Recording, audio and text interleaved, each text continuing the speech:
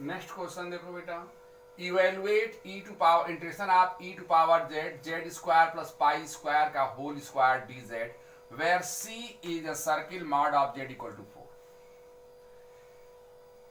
ये सर्किल है mod of Z equal to 4 जिसका सेंटर ओरिजिन पर है और रेडियस 4 है। ये हमने सर्किल बनाया, इसका सेंटर ओरिजिन पर है और रेडियस इसका 4 है। ये सर्किल हमारी। ये फंक्शन इस रीजन में एनालिटिक नहीं होगा उन पॉइंटों पर जिस पर ये डिनोमिनेटर 0 हो जाएगा, और उन्हीं पॉइंटों को सिंगुलरिटीज कहते हैं। तो singularities of the integrand are given by Z square plus pi square का होल स्क्वायर इक्वल टू 0, यानी Z equal to plus pi I और माइनस पाई आई। ये दो पॉइंट ऐसे हैं जहां की ये फंक्शन इस रीजन में इंटीग्रेट एनालिटिक नहीं होगा, यानी ये है माइनस पाई आई और ये पॉइंट है पाई आई। इन दोनों पॉइंटों पर जो कि इस रीजन के अंदर हैं, ये फंक्शन एनालिटिक नहीं होगा। इसके लिए हमने एक C1 और C2 दोनों पॉइंट को लेकर के हम एक लिमिट r टेंस टू 0 और छोटा सा रेडियस लेकर हमने एक सर्किल यहां बना लिया। अब एक्सटेंशन ऑफ थ्योरम के एक्सटेंशन जो हमने नोट कराया है ऊपर, उससे हमें ये मिल गया कि एक सर्किल है C जिसके अंदर दो छोटी छोटी सर्किल्स हैं C1 और C2। अब अगर इन दोनों इस बीच के रीजन में देखें तो ये फंक्शन एनालिटिक होगा, क्योंकि जिन पर एनालिटिक नहीं होने वाला था उसको हमने इस रीजन से बाहर कर दिया। तो C1 C2 के बीच का जो रीजन है उसमें ये फंक्शन एनालिटिक होगा। तो एक्सटेंशन ऑफ थ्योरम, उससे हम ये कह सकते हैं कि यह इंटीग्रेशन इस दो पार्ट में C1 के एलांग प्लस C2 के एलांग में ब्रेक हो जाता है। ये एक्सटेंशन थ्योरम में हमने बताया है। अब जरा इसको देखो बेटा कि इस इंटीग्रेशन की बात हम करने जा रहे हैं। यह जो फंक्शन दिया गया है, यह फंक्शन C1 और C2 पर एनालिटिक नहीं है, लेकिन इस फंक्शन को थोड़ा सा हम चेंज करके लिख रहे हैं। इसमें e to power Z upon Z plus pi आई का होल स्क्वायर, हमने इतना केवल फंक्शन, अब हम इतने को केवल फंक्शन कह रहे हैं, इतने को। और इसको देखो सॉल्व करो तो यही चीज आ जाएगी। लेकिन हम अगर इसको देखें अगर, तो यह function e to power Z upon Z plus pi आई का होल स्क्वायर, यह केवल एनालिटिक नहीं होगा Z equal to minus pi I पर, जो कि पॉइंट C1 है। तो हम ये कह सकते हैं कि C1 और C के बीच का ये जो पार्ट है, इस पार्ट C2 इंक्लूडेड है उसमें, इस पार्ट में यह फंक्शन एनालिटिक है। केवल हम C1 को अलग कर रहे हैं, C1 को छोड़कर इस पूरे पार्ट में यह फंक्शन एनालिटिक है। और इसमें z इक्वल टू पाई आई एक पॉइंट है उसी रीजन में जिस रीजन की ये फंक्शन एनालिटिक है। तो हम डेरिवेटिव फार्मूले से कह सकते हैं, सेकेंड डिग्री है, इस डेरिवेटिव फार्मूले से कह सकते हैं कि this is equal to 2 pi I D by D Z of E to power Z. ये फंक्शन हमारा है ना, फंक्शन को लिख रहे हैं E to power Z Z plus pi आई का होल स्क्वायर। इसी तरह इसको भी कह दें। अब इसको इस बार हम इसको एक्सक्लूडेड कर दे रहे हैं। अगर हम C2 पर देखें तो ये फंक्शन, अब यहां देखो बेटा फंक्शन को हमने चेंज कर दिया, अब ये फंक्शन कर दिया। ये फंक्शन देखो E to power Z upon Z minus pi आई का होल स्क्वायर। ये फंक्शन कहां एनालिटिक नहीं होगा, Z equal to pi I पर, और Z equal to pi I को हमने C2 लिखा है, यानी ये इस रीजन में इंक्लूडेड नहीं है। तो इस पॉइंट को छोड़कर इस पूरे रीजन में ये फंक्शन एनालिटिक है। और उस रीजन में एक point z equal to minus pi I है, तो उस केस से हम यहां भी डेरिवेटिव फार्मूला यूज कर सकते हैं, और इसकी वैल्यू भी क्या हो जाएगी, 2 pi I differentiation of F Z, ऐसे लिख दिया हमने। अब इसको डिफरेंशिएट कर रहे हैं, denominator D by D x of numerator minus numerator D by D x denominator upon diameter का होल स्क्वायर। इसी तरह इसको भी u अपॉन v का फॉर्मूला लगा लिया, और इसमें से एक एक पावर कैंसिल हो जा रहे हैं, तो यहां 3 पावर बच गए। अब 3 पावर बचने के बाद अगर हम z equal to pi i इसमें रख देंगे तो e टू पावर z यानी e to power pi i हुआ। e टू पावर पाई आई का मतलब cos pi plus i sine pi. cos pi की वैल्यू -1 और साइन पाई 0, तो e to power -1 upon e हो गया। इसी तरह अब ये z की वैल्यू पूरा पुट कर दो इसमें, और इसी तरह z की वैल्यू यहां जो माइनस पाई आई है इसमें पुट कर दें, तो सॉल्व करने के बाद पाई आई -1 अपॉन 2 पाई स्क्वायर बचता है। और इसी तरह इसको सॉल्व करने के बाद पाई आई प्लस 1 अपॉन 2 पाई स्क्वायर है। 2 पाई स्क्वायर दोनों का बेस सेम है, दोनों को ऊपर ऐड कर दें तो -1 से +1 कैंसिल, पाई आई प्लस पाई आई 2 पाई आई, तो 2 pi cancel I upon pi, 2 से 2 कैंसिल, पाई से 1 पाई कैंसिल, स्क्वायर में 1 पाई और है तो आई अपॉन पाई बचा। यहां इस बात पर यह ध्यान देना है, केवल यहां ये 2 पॉइंट बेटा विशेष ध्यान देना इन क्वेश्चनों में। जब हम इसको 2 पार्ट में ब्रेक कर रहे हैं तब हम रीजन कौन ले रहे हैं, तब हम C, C1 और C2 इनके बीच का रीजन ले रहे हैं, और ये कह रहे हैं कि इनके बीच के रीजन में ये फंक्शन एनालिटिक है, इसलिए ये 2 पार्ट में C1 और C2 में ब्रेक हो जाता है। और जब बात आती है इसको हम डेरिवेटिव में फार्मूले में लाने की जब बात कर रहे हैं, तब देखो C1 ये हम इस फंक्शन को 2 पार्ट में कर लिए, एक पार्ट को नीचे कर दिए, और ये कह रहे हैं कि इतना फंक्शन केवल z equal to minus pi I को छोड़कर, इस पॉइंट को छोड़कर यह एनालिटिक है। तो C1 और इसके बीच की बात करें, ये पूरे रीजन में ये फंक्शन एनालिटिक है जिसमें z इक्वल टू पाई आई भी इंक्लूड है। तो z माइनस पाई आई का होल स्क्वायर यहां लिखा है, तो डेरिवेटिव वाले फार्मूले से हम 2 pi I D by D Z of F Z लिख लिए। इसी तरह जब इसको लिए तो ये function z equal to pi I पर, यानी हमने C2 को यहां लिखा है, इस पर एनालिटिक नहीं है लेकिन C1 पर एनालिटिक है, और z equal to minus pi I उस रीजन में एक पॉइंट है जहां की फंक्शन एनालिटिक है। तो z माइनस पाई आई z प्लस पाई आई का होल स्क्वायर हो गया, फिर डेरिवेटिव फार्मूला लगाकर हमने ये यूज किया है। तो ये 2 पॉइंट ध्यान देने हैं। Next question, use Cauchy integral formula to evaluate e to power integration of e to power 2z upon z plus 1 की power 4 dz where c is mod of z equal to 3। Cauchy's integral formula, यहां circle दिया है mod of z equal to 3।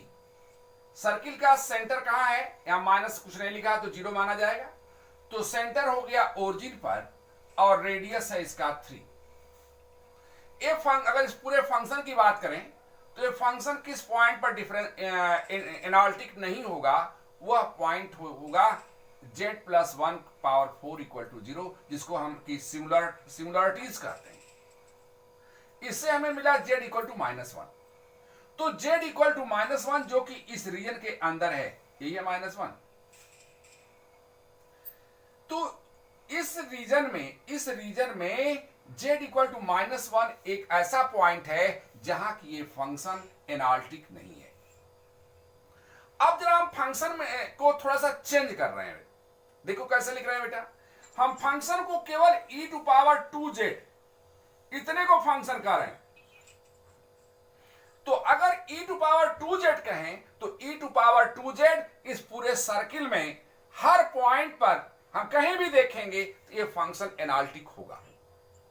अब और यहां z equal to -1 एक point ऐसा हमारे पास है, z इक्वल टू -1 एक पॉइंट ऐसा है जहां की ये फंक्शन ये फंक्शन तो एनालिटिक नहीं है लेकिन ये फंक्शन तो एनालिटिक है। तो अगर ये फंक्शन एनालिटिक है तो z -1 तो z प्लस 1 हो जाएगा कि पावर 4 dz, यानी इसी फंक्शन को हम ऐसे लिख लिए। और ऐसे जब हमने लिखा तब हम ये कह सकते हैं कि e टू पावर z एक ऐसा फंक्शन है जो इस पूरे रीजन में एनालिटिक है, और इस रीजन के अंदर z इक्वल टू -1 एक पॉइंट है। तो कैची इंटीग्रल फार्मूला फॉर डेरिवेटिव में यह कहा गया है कि अगर कोई फंक्शन किसी रीजन में एनालिटिक हो और कोई एक पॉइंट उस रीजन के अंदर हमारे पास मिल रहा हो, तो उस पॉइंट पर भी फंक्शन एनालिटिक, उसका डेरिवेटिव भी एनालिटिक होता है।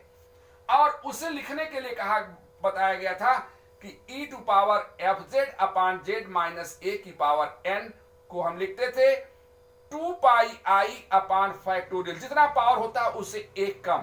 तो यहां पावर 4 है तो 2 पाई i अपॉन फैक्टोरियल 3, और उतने ही बार इस फंक्शन का differentiation d3 by dz3 function है e टू पावर 2z।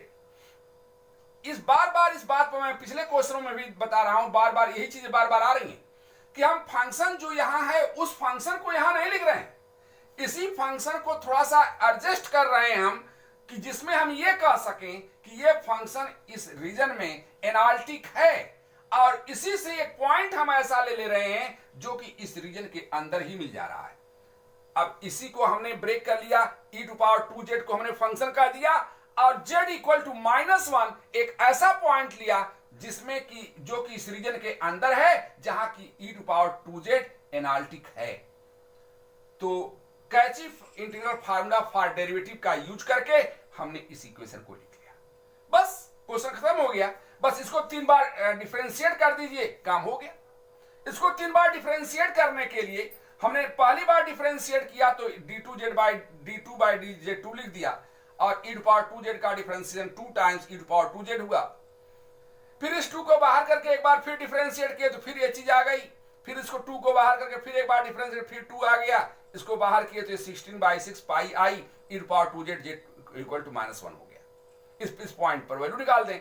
इस पॉइंट पर वैल्यू e टू पावर -1 रखेंगे, e टू पावर -2 हो जाएगा। इसे 1 अपान e स्क्वायर लिख सकते हैं। तो ये 1 अपान e स्क्वायर ये हो गया, और 16 बाई 6 को हम 2 से कैंसिल करके 8 बाई 3 लिख सकते हैं। तो 8 by 3 pi i upon e square हो गया, जो कि इसका आंसर है। बार बार ध्यान ये देना है कि हम फंक्शन को कैसे एडजस्ट करें। ये हम पूरा फंक्शन यहां नहीं ले रहे हैं, यही चीज ध्यान देना है बेटा। ये पूरा फंक्शन अगर हम यहां लेंगे तो हम इस बात को नहीं कर पाएंगे और न तो फार्मूला यूज कर पाएंगे। इसलिए हम इसको थोड़ा सा हटा रहे हैं। इस फंक्शन से इतना ही पार्ट हम ले रहे हैं, और इतना पार्ट इस रीजन के हर पॉइंट पर एनालिटिक है, और इसमें से यहां z इक्वल टू -1 जो है वो भी इसी रीजन के अंदर एक पॉइंट है, तब हम डेरिवेटिव फार्मूला यूज कर पा रहे हैं। ये ध्यान देना है। अगर इस बात को पकड़ लोगे तो हर क्वेश्चन इस टाइप के तुमको मिलेंगे। नेक्स्ट क्वेश्चन देखो, evaluate the integration of e to power 2z z plus 1 to power 5 dz where c is mod of z equal to 2।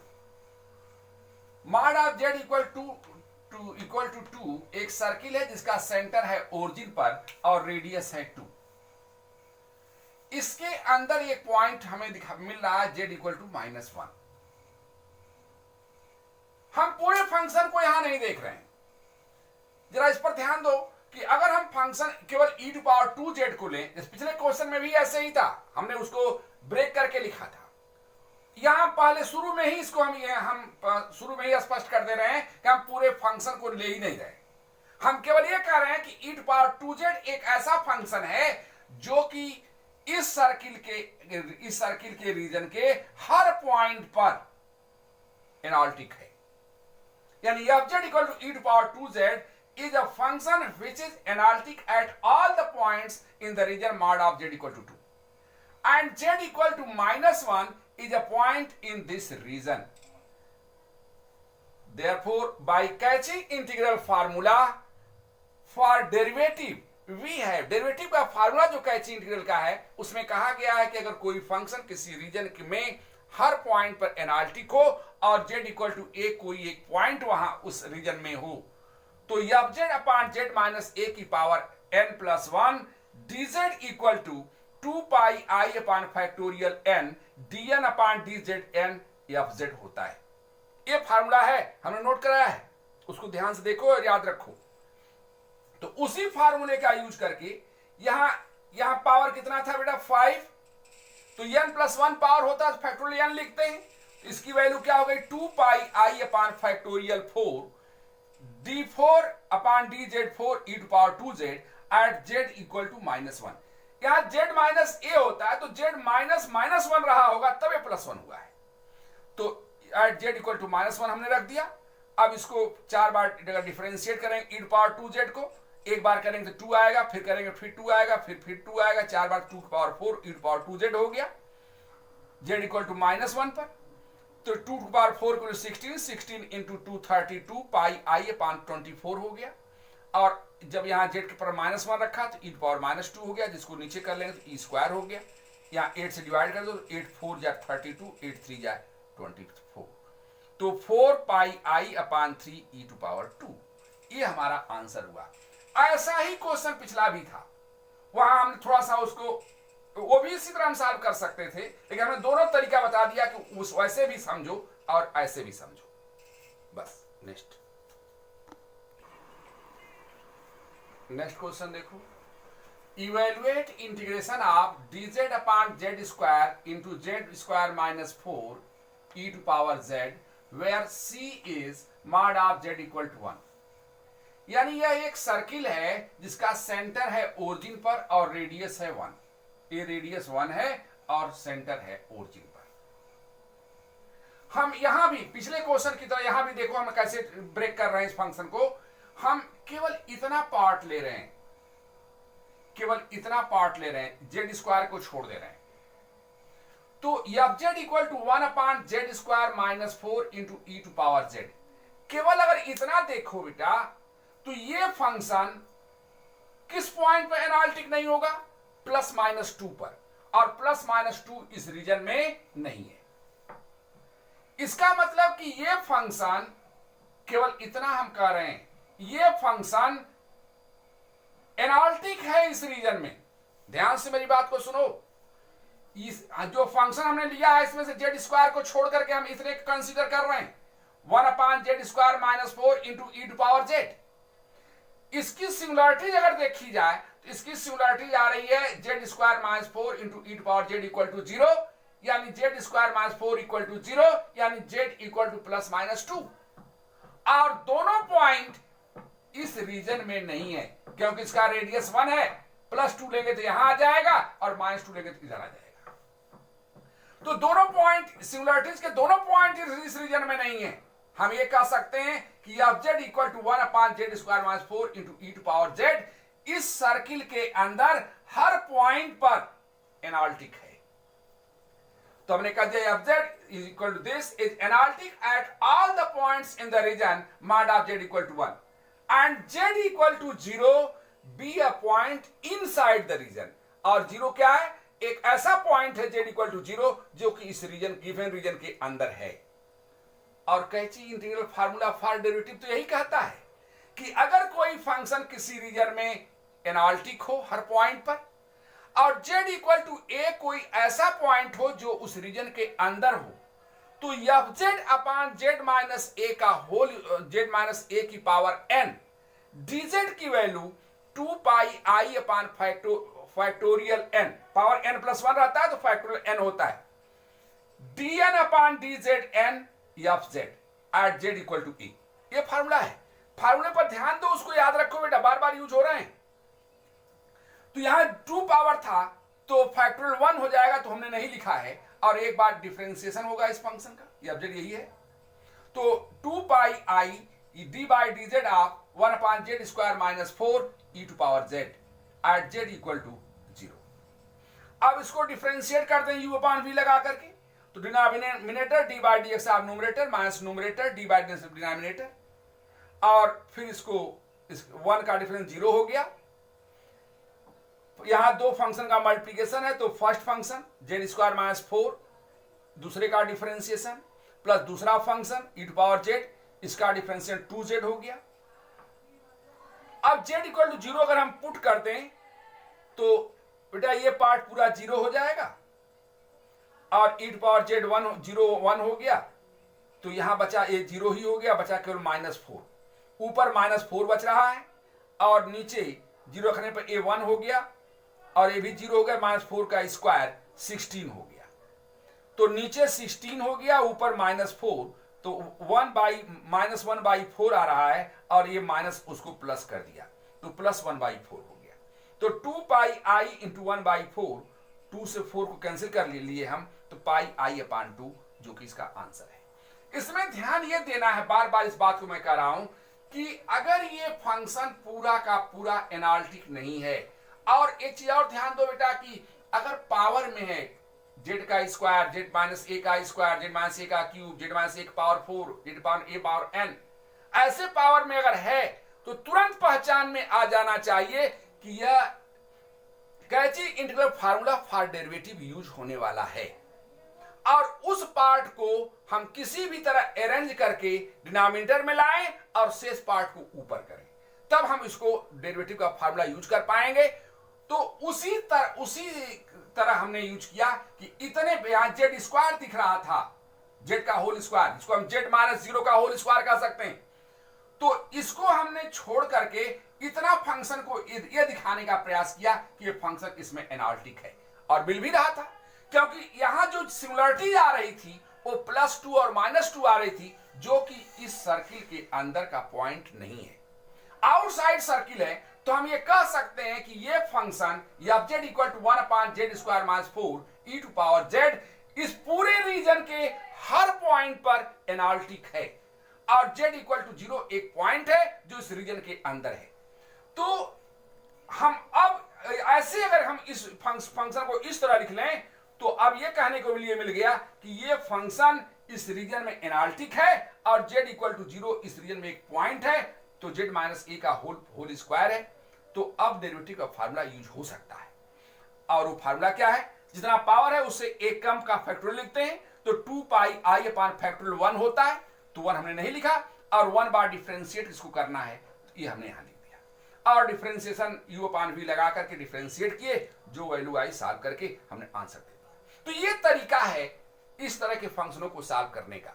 तो इसमें देखो कई टाइप क्वेश्चन आया बेटा, कैची थ्योरम से स्टेटमेंट हमें कायदे से याद रखना होगा। स्टेटमेंट में कैची थ्योरम सबसे पहले आई, जिसमें कहा गया था कि अगर f कोई फंक्शन है, किसी रीजन के हर पॉइंट पर एनालिटिक है, तो इंटीग्रेशन ऑफ f dz 0 होता है। इसके बाद extension of Cauchy integral theorem आया, जिसमें कहा गया कि अगर कोई फंक्शन किसी क्लोज कर्व के अंदर कुछ और छोटे छोटे रीजन हैं जिनके बीच के पार्ट में एनालिटिक है, तो वह फंक्शन ब्रेक होकर अलग अलग हो जाता है, वो भी पिछले क्वेश्चन में यूज हुआ है। और तीसरा था डेरिवेटिव का फार्मूला।